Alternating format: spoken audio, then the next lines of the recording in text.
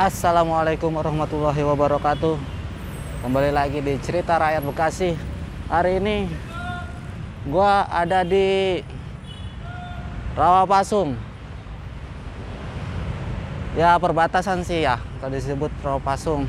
Ya gua nggak tahu persis di mana kampung Rawapasungnya. Pokoknya nih dekat stasiun Kranji, tepatnya di sana. Stasiun Kranji. Dan tepatnya di bawah flyover. Kalau ke sana Pondok Ungu. Kalau di sana Pondok Ungu dan sana ada Kranji. Ya, disinilah pertempuran Rawapasung, pertempuran terbesar, pertempuran yang paling dahsyat, yang menurut gua. Dan disinilah kita bertempur, rakyat Bekasi bertempur yang bisa memukul mundur pasukan Inggris. Padahal pasukan Inggris itu pemenang Perang Dunia Kedua.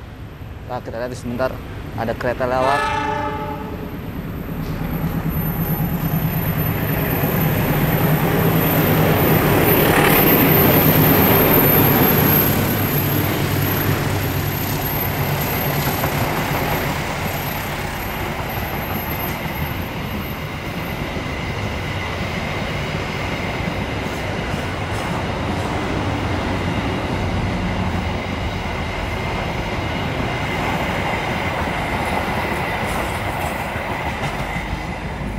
Disinilah pertempuran Rawapasung terjadi.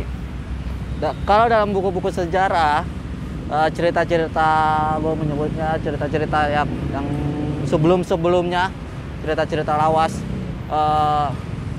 pertempuran Rawapasung itu terjadi di tanggal 29 November tahun 1945.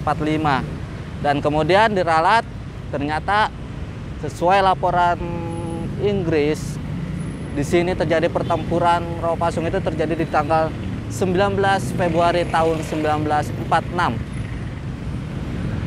Oh, bisa beda kayak gitu ya? Ya mungkin kalau dulu membahas sejarah, untuk mendapatkan data-data dari pasukan Inggris itu sulit, dan kalau sekarang kan udah terbuka dan bisa ditemukan, dan itu juga susah sih. Kita harus buka satu-satu. Dan dokumen pertempuran Rawapasung ini ditemukan oleh penulis buku sejarah Bekasi, yaitu Bang Endra Kusnawan. Dan kalau dalam dokumen Bang Endra, di tanggal 29 November itu tidak ada terjadi penghadangan di Rawapasung maupun di Pondok Ungu. Sudah kalau kita ketahui, di Pondok Ungu itu sudah ada dokumen yang menerangkan bahwa tanggal 16 Juni tahun 1946 terjadi pertempuran Sasakapuk, yaitu cerita kita bagaimana menggabungkan sebuah data dan cerita para pelaku-pelaku sejarah, dan itu kita harus mengkomparnya, kita harus menyamakan gitu. Dan di tanggal 19 Februari tahun 1946 lah, disinilah terjadi pertempuran besar-besaran, penghadangan pasukan Inggris yang akan masuk ke Bekasi. Awalnya Inggris itu penghadangan pertama itu di daerah Cakung, karena pos-pos pertahanan itu berawal dari Cakung, ya, di Kali Cakung sana. Akhirnya jebol, dan akhirnya para pejuang yang di pos-pos ini mengetahui bahwa di Cakung itu telah jebol, lalu di sini mengatur strategi bagaimana untuk bisa menghadang pasukan Inggris yang begitu modernnya, dengan senjata-senjatanya dan kendaraan lapis bajanya. Akhirnya para pejuang mendengar rekan-rekannya yang menjaga di Cakung itu jebol, dan para pejuang yang berada di pos pertahanan Kranji akhirnya membentuk sebuah formasi, karena diketahui Kalau kita bertempur secara frontal, ya akibatnya kita nggak ada apa-apa gitu, pasti kalah gitu. Sebentar ada kereta, suara gua ketutup. Ih, ngeri banget anjing.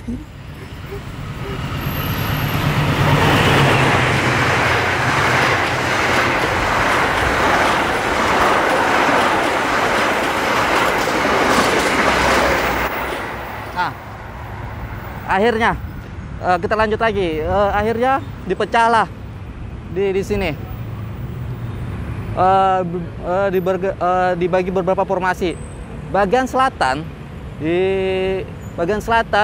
di pintu kereta api ditempati oleh TKR yang dipimpin oleh Mayor Sambas Atmadinata. Terus di situ ada BBRI yang dipimpin oleh M. Hussein Kamali dan ayahnya Haji Rian dan rekan ayahnya Haji Mesir. Kemudian bagian utara pintu kereta api dijaga oleh gabungan para laskar rakyat dan serta sebelah barat dan utara dikuasai oleh perguruan Pancak Silat. Di situ, kalau kita baca lagi di bukunya Bapak M. Hussein Kamali, rel kereta api itu ditutup untuk menghadang para tentara Inggris. Kalau dalam wawancaranya Den Majid kepada Mefrona Mukmin itu dulu ini jalan, sini ada palang kereta api. Dulu lebar belum ada ya. Kata Mefrona Mukmin, ini pinggir-pinggiran tuh banyak pohon kayak hutan, masih bukan hutan ya, kayak pohon-pohon banyak gitu pinggir-pinggiran sini. Dan di area sini itu banyak pedagang gitu. Kranji termasuk ramai ya karena dekat stasiun dan ada area persawahan, Jadi palang kereta mereka tutup untuk menghentikan laju tentara Inggris katanya. Dan semua para pejuang yang sudah berada di posnya masing-masing itu berkamuflase, yaitu ya ibaratnya ya pura-pura. Ada yang pakai senjatanya diumpetin. Kalau kata Mefrona Mukmin, dia bilang goloknya dililit pakai sarung begitu. Dan ketika Inggris masuk tuh, Inggris kan berhenti tuh di rel kereta api ini, tuh mau jalan ke sana. Lalu diserang mendadak dengan jarak dekat. Disitulah para tentara sekutu yang belum siap, mereka mengira itu akan ada kereta api yang akan lewat. Disitulah para jawara-jawara kita, para perjuang-pejuang kita semua menghadang mereka di daerah sini. Dan pertempuran meluas, dan itu kalau digambarkan, kalau diceritakan Mefrona Mukmin, tekik takbir dan merdeka itu berkumandang di daerah sini. Dan kalau itu kan, kalau kata Mefrona Mukmin, itu pasukan Pancak-Silat lompat ke dalam truk yang berisi tentara dan itu semua dilibas pakai golok. Dan itu perlawanan tidak berarti dari pasukan sekutu Inggris karena serangan mereka mendadak gitu. Inggris mengira ini ya petani biasa lah gitu, lagi jalan ke sawah gitu. Tiba-tiba dengan tekik takbir, Allahu Akbar, merdeka, langsunglah di situ ditusuk. Ada yang ditusuk pakai bambu runcing, ada yang pakai golok, dan ada yang tentara TKR menggunakan senjatanya. Hancurlah berantakan Inggris akhirnya. Setelah Inggris berantakan, akhirnya Inggris mundur. Dan sempat kalau kata Mefrona mungkin sempat dilempar granat tangan gitu. Dan ada beberapa truk yang hancur itu katanya gitu. Dan akhirnya mereka mundur dengan membawa beberapa korban. Kalau dalam laporan Inggris, dalam laporannya nih, gua kasih lihat. Nah, ini dia.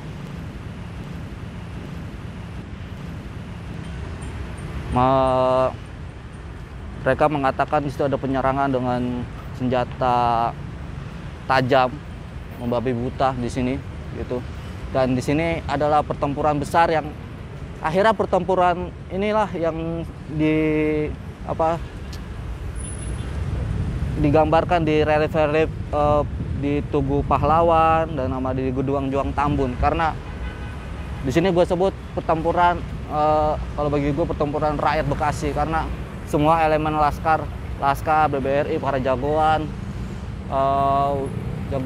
tokoh-tokoh jagoan sini ikut turun semua, dan Pancasila dari Subang pun turun dari sini semuanya. Karena di sini kan nggak jauh, di situ daerah kekuasaannya Musan Kamali, itu Haji Rian dan Haji Mesir itu masuk data intelijen Belanda, karena orang yang paling dicari juga ya. Sampai jumpa lagi di vlog-vlog di lokasi pertempuran di area Bekasi dan sekitarnya. Nanti akan gue telusuri, insya Allah gue akan telusuri lagi. Sampai berjumpa lagi di CRB, Cerita Rakyat Bekasi. Assalamualaikum warahmatullahi wabarakatuh.